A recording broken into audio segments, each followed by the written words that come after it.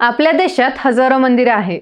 यापैकी एक म्हणजे ओडिसाचं पुरी येथील जगन्नाथ मंदिर. पुरीच्या जगन्नाथ मंदिरात दरवर्षी भव्य रथयात्रा पार पडते. या यात्रेशी निगडीत बरेच तथ्य आणि रहस्य आहे. या यात्रेत भगवान श्रीकृष्ण, बंधू बलराम आणि बहीण सुभद्रा रथारूढ होऊन नगरभ्रमण करतात अशी मान्यता आहे. अशात ही यात्रा कधी आहे असा प्रश्न अनेकांना पडलाय.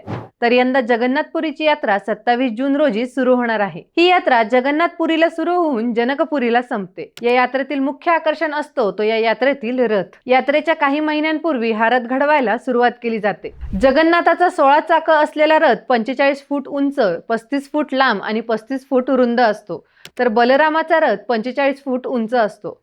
त्याचबरोबर सुभद्राच्या रथाची उंची 43 फूट असते असं सांगितलं जातं. बलराम मोठा भाऊ असल्याने यात्रेत सर्वात पुढे त्याचा रथ असतो. याला तालध्वज असं म्हणतात. मध्यभागी असलेल्या सुभद्रेच्या रथाला दर्पदलन किंवा पद्म असं म्हणतात.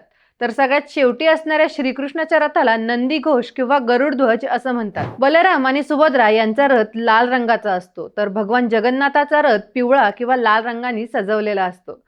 रथ सजवण्याचं काम पूर्ण भक्तिभावानं आणि विधीनुसार केलं जातं. भगवान जगन्नाथाचं दर्शन घेतल्याने आणि रथ ओढल्याने माणसाला सौभाग्य मिळतं अशी देखील मान्यता आहे.